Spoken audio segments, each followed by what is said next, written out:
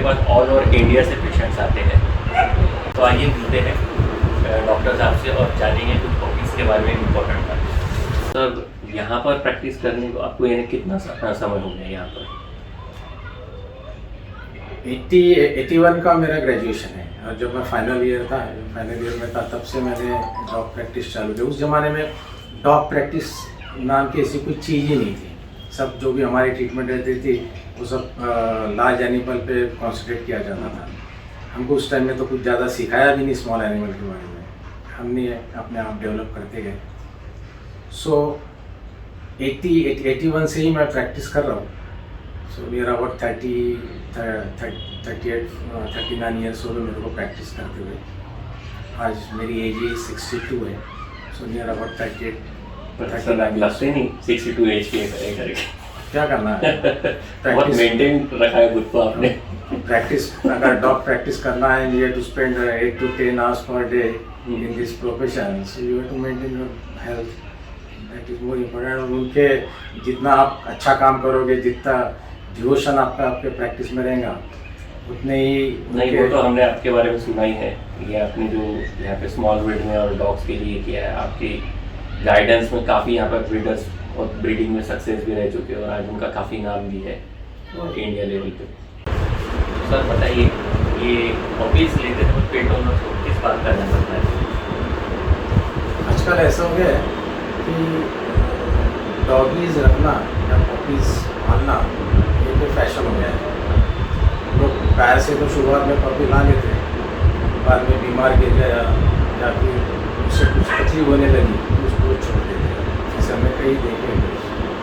इसलिए पपी पालने के पहले एक फैमिली के सब लोगों ने बैठ के पहले डिस्कस करना चाहिए कि उनकी रिक्वायरमेंट क्या है, या फिर एक आधे वेट से जिसको नॉलेज है उससे डिस्कस करके सोचना चाहिए कि आप फ्लैट में रहते हो या मकान में रहते हो। फ्लैट में रहते हो तो आपको छोटा भी करना चाहिए। आपका मकान है, जगह है काफ़ी, और बड़ा भी पा सकते हो। अब छोटे ब्रीड में भी डिफरेंट ब्रीड्स होते हैं। जैसे हेयर ब्रीड है तो आपके पास उतना टाइम होना चाहिए उसको हेवी ग्रूमिंग करने के लिए। बाद में पपी जब आप लेते वक्त यू टू गो टू एक रेप्यूटेड ब्रीडर, जिसका रेपुटेशन अच्छा है, जिसका कमिटमेंट अच्छा है, जिसकी ऑनेस्टी है। ऐसे ब्रीडर से आपने पपी लेना चाहिए। क्योंकि आजकल तो बाहर आपने देखा है पपी यानी कमोडिटी हो रही है, कोई भी उठता है कोई भी नहीं देता है। तो उसके कारण उनके जो जेनेटिक डिसीजेस होते हैं वो आपको मालूम नहीं रहते हैं।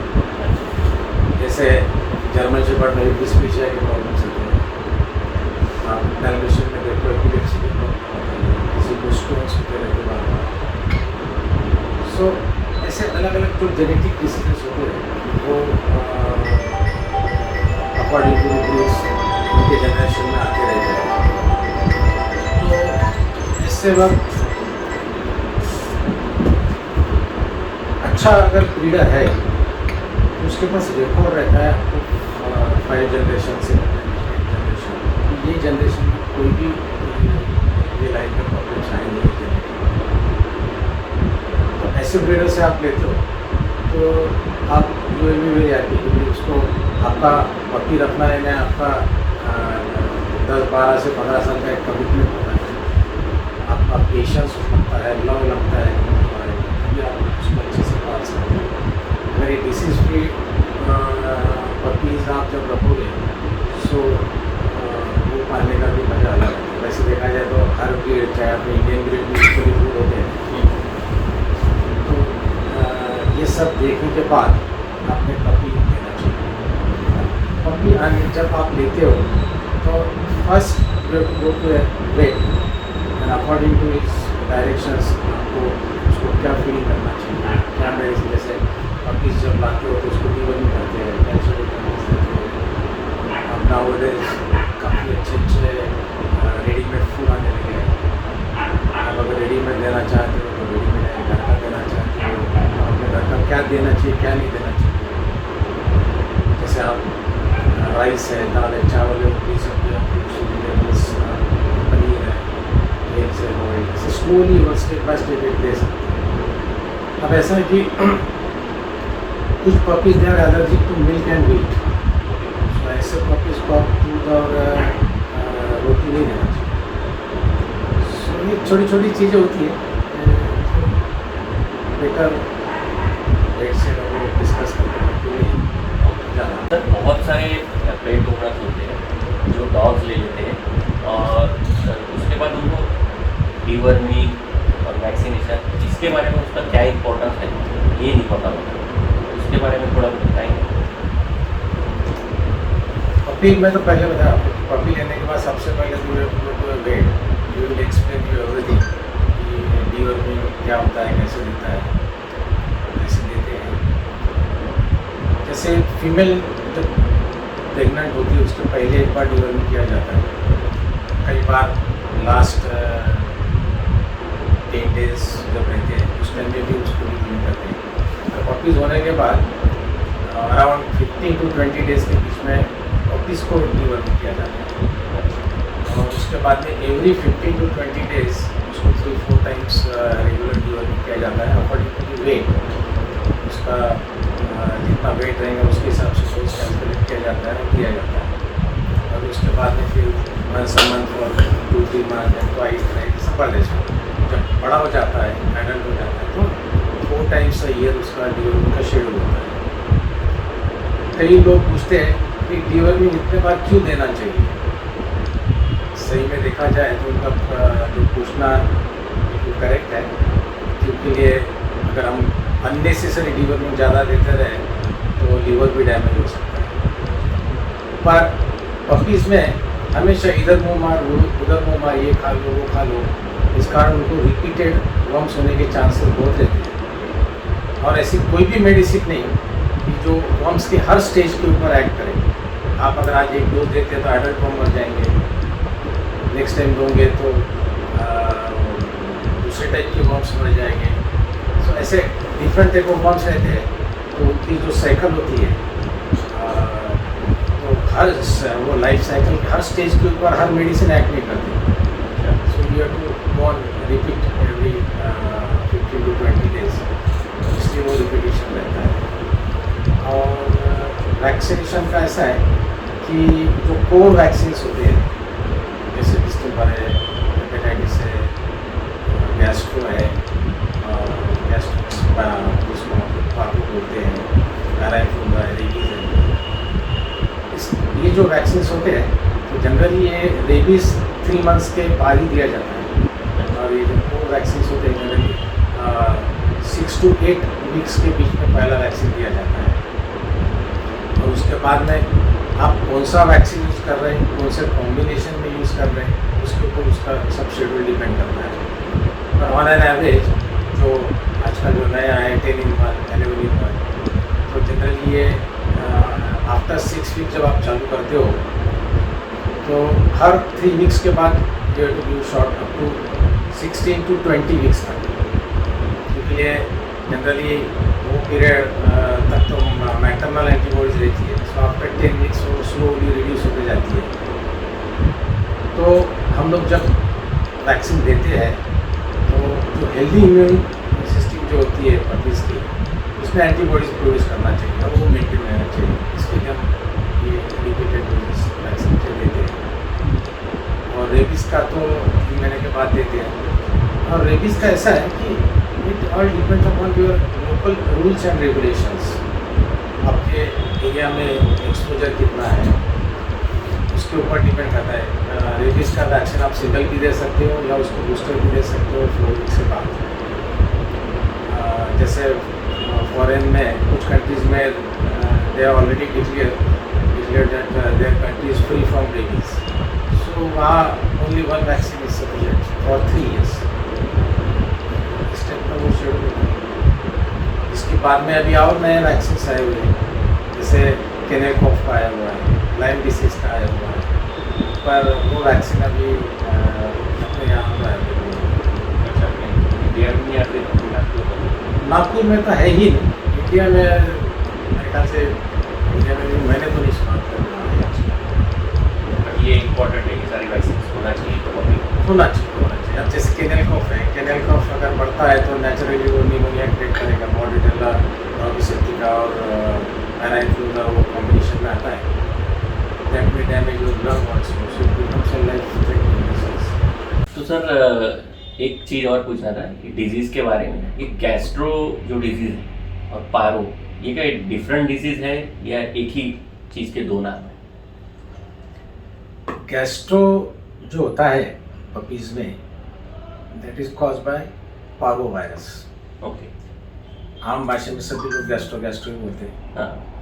ये पारो वायरस में vomiting, diarrhoea, bleeding and dehydration and sometimes में collapse also because of the severe bleeding and dehydration.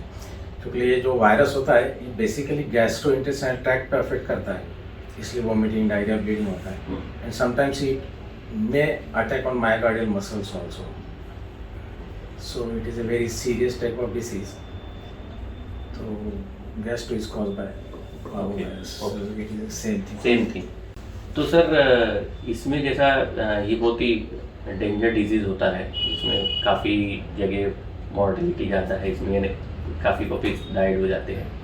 तो जैसा इसमें कुछ सिम्टम्स दिखे कि ताकि ओनर जल्द से जल्द वेटनर से कंसल्ट करे और इसको इस ट्रीटमेंट को शुरू करे इसके लिए। हाँ, जब आप पप परचेस करके जब लाते हो तो एटलीस्ट 4-5 डेज उसको ऑब्जर्वेशन में ही रखना चाहिए, क्योंकि सब क्लिनिकल स्टेज पे कोई इन्फेक्शन उसको है नहीं है अपने को तो मालूम नहीं रहता। जब आप खरीदते हो तो पप अच्छा रहता है, आने के बाद 2 दिन बाद बीमार गिरता है। हाँ। सो इसलिए थोड़ा सा एक 4-5 डेज या 1 वीक तक उसको ऑब्जर्वेशन में रखना चाहिए। अगर पपी को बार बार उल्टी हो रही है, बार बार लूज मोशंस हो रही है, या डल हो रहा है, फीवर आ रहा है, या ब्लीडिंग हो रहा है, तो आपने इमीडिएट डॉक्टर को दिखाना चाहिए और उसकी प्रॉपर ट्रीटमेंट करना चाहिए। क्योंकि कई बार तो ऐसा देखा गया है कि within hours puppies collapse हो जाते हैं because of severe haemorrhagic gastroenteritis. So उसको प्रॉम्प्ट ट्रीटमेंट मिलनी चाहिए, तभी बचने के चांसेस ज़्यादा अच्छे होते हैं। सर काफ़ी पेट ओनर्स के पपीज जो थोड़े बड़े हो जाते हैं, तो काफ़ी लोग ये देखने में आता है कि इनके पैर खराब हो रहे, इनके कोई बोलता पैर बेंड हो रहे हैं, तो इसकी क्या वजह होती है और इसके लिए क्या प्रिकॉशंस लेना चाहिए? जो फास्ट ग्रोइंग पपीज़ होते हैं उनमें कई बार ऐसा देखा गया है कि हाइंड लेग्स में प्रॉब्लम्स आते हैं। मेजॉरिटी इसमें देखा गया जिसको हम लोग रिकेट्स बोलते हैं, that is basically because of deficiency of calcium, vitamin D और may be phosphorus also, that is combination. पर कई बार ये भी देखा गया है कि कोई हेवी ब्रीड जो होता है उसके काउ हॉक रहते हैं, काउ हॉक है जो हॉक जॉइंट रहते हैं, वो दोनों हॉक जॉइंट एक में ऐसे लगते रहते हैं। So that may be a genetic factor also. कई बार देखा जाता है कि ये जेनेटिक रहता है, आप कोई भी मेडिसिन दो वो ठीक नहीं होते। So if it is because of calcium deficiency and vitamin D deficiency, so when you give calcium injections and vitamin D injections, उसको पाँव सीधे हो जाते हैं। कई बार आज लोग इतना ज़्यादा खिलाते हैं पपीज़ को कि उनका वेट बहुत ज़्यादा होता है और वो रहता है घर के अंदर फ्लोर के ऊपर। सो वो because of access wait and floor, उससे भी कई बार स्लाइट पाँव टेढ़े होने के चांसेस होते हैं। पर नाउअडेज जो फूड जो मार्केट में है, जितने भी all this they are balance dog food, वो देने से जनरली पाँव टेढ़े नहीं होते। काफ़ी लोगों का ये कहना रहता है कि मार्बल पे रखने से पैर टेढ़े होते हैं, तो क्या ये मार्बल एक रीज़न है या फिर? नहीं, मार्बल पे रखने से टेढ़े होते ये गलत है। कोई डिफिशियंसी है तो ही वो टेढ़े होंगे, अदरवाइज मेजॉरिटी डॉग्स तो सब फ्लैट में और मार्बल पे ही रहते हैं, सबके तो होते नहीं। So if deficiency is there then that possibility is there. इस साल के एक्सपीरियंस में आपके कुछ रेयर एक्सपीरियंस भी होंगे? रेयर यानी ऐसा है कि मैंने कुछ कॉस्मेटिक सर्जरीज भी किया हूँ। एक जर्मन शेफर्ड था, उसको एक ही टेस्टिकल था। ओके। सो उसको हमने एक टेस्टिस इम्प्लांट किए थे, लंदन से बुलाए थे उस टाइम। ओके। और उसको टेस्टिस को इम्प्लांट किए थे। That was a very nice surgery. उसके बाद में 99 में मैंने पहला डायलिसिस किया था डॉग के ऊपर। कोई करता भी नहीं था, किसी को मालूम भी नहीं था डायलिसिस उस टाइम में क्या होता है डॉग्स में। कैटरेक्ट की सर्जरी भी 2000 के आसपास हमने की थी, वो भी कोई करता नहीं था। एक डॉग तो ऐसा आया था कि उसके महीना भर नियर अबाउट 26-27 डेज गैस्ट्रोकर की ट्रीटमेंट चालू थी, और वो अमरावती का था एक डॉग। तो उन्होंने फिर यहाँ लाए थे। मैंने जब चेक किया, बोले गैस्ट्रो की बीमारी नहीं है, some foreign body is there. तो फिर हमने उसका एक्सरे लिए थे। अब जब ओपन किए तो कम से कम 1.5 फुट इंटेस्टाइन, 1.5-2 फुट इंटेस्टाइन पूरी ख़राब हो गई थी, और उसके अंदर आम की गुठली फंसी थी। Okay. So near about 1.5-2 foot intestine cut करना पड़ा हमको। वो कट करके ख़राब पीस फेंक दिया था, और दोनों फिर जोड़ दिए थे। And that dog is still alive. So ऐसे रेयर सर्जरीज, जैसे उस टाइम में ब्लड ट्रांसफ्यूजन भी कोई नहीं कर रहा था, हम करते थे। इस टाइप के से रेयर, वो एक हैमस्टर का मैंने आपको बताया। हाँ। उसके चेस्ट के ऊपर ट्यूब हुआ था, हमने उसको भी सर्जरी करके निकाले थे। पीजन्स की सर्जरीज की थी, स्नेक की माइनर सर्जरीज की थी। और सबसे बड़ा प्रॉब्लम ऐसा है कि if you compare human doctor with veterinary doctor, काफ़ी डिफरेंस है। ह्यूमन डॉक्टर में आप देखोगे तो उनके पास हर ऑर्गन के कई स्पेशलिस्ट हैं। ब्रेन के अलग है, आँख के अलग है, चेस्ट के अलग है, छाती के अलग है, एब्डोमेन के अलग है, ऑर्थोपेडिक है। हर एक के अलग अलग है, और हर एक में जैसे आँख का आप जनरल एक ऑप्थेल्मोलॉजिस्ट है, सर्जन अलग है, रेटिना की सर्जरी करने वाला अलग, एनेस्थेटिस्ट, उनके पास डायग्नोसिस करने के लिए काफ़ी पैथ लैब्स है उनके पास CT स्कैन, MRI और क्या क्या नहीं। हमारे पास वन मैन शो है। ये सब सर्जरी जो हम करते हैं, तो मेरे को ही एनेस्थीसिया देना है, मेरे को ही सर्जरी करना है, और everything I have to do. So ये बहुत डिफ़िकल्ट टास्क हमारे वेटनरी में है। ना डॉग बोल सकता है, ना बता सकता है उसको क्या तकलीफ है। आपको ही जज करना है, आपको ही ट्रीट करना है। और ओनर का ऐसा रहता है कि जैसे टेबल पे लोग, वो इमीडिएट पूछता है क्या हुआ। अगर उसके किडनी भी फेल है तो नेक्स्ट डे पूछता है ठीक क्यों नहीं हुआ। फिर उनको बताना पड़ता है कि भैया अगर आदमी की किडनी जाए तो क्या 2 दिन में ठीक होता है क्या। सो ये प्रैक्टिकल डिफिकल्टीज काफ़ी है इसमें। एक मैंने आपका एक रेयर एग्जांपल मैंने भी सुना है, किसी एक डॉग के फिंगर ब्रेक्स हो गए थे, पपी लाए थे, तो उनके घर में दरवाजे में वो पपी का पाँव आया, तो ये तीनों उंगलियां कट गई थी। तो वो पपी एक हाथ में 3 उंगलियां लेके वो पपी के साथ यहाँ आया था। तो इमीडिएटली मेरे से जितना माइक्रो सर्जरी पॉसिबल हो मैंने किया, एंड सरप्राइजिंगली वो डॉग आज भी अच्छा है, तीनों उंगलियां अच्छी जुड़ गई, and the dog is fine. So that was a very nice experience. तो सर लास्ट और आखिरी में हमारे व्यूअर्स या न्यू पेट ओनर्स के लिए कोई गाइडेंस सजेशंस आप देना चाहेंगे? मैं पेट ओनर्स को यही बताना चाहूँगा कि अगर आपके पास स्पेस है, टाइम है, और उसके ऊपर स्पेंड करने की इच्छा है, क्योंकि बगैर मनी स्पेंड किए हुए आप उसको अच्छे से मेंटेन नहीं कर सकते। और पपी लेने के बाद 12 to 15 ईयर्स का आपका डिवोशन है, आपको उसको प्यार देना है, और उसको अच्छे से रेयरिंग करके, प्रॉपर फीडिंग करके ग्रो करना है।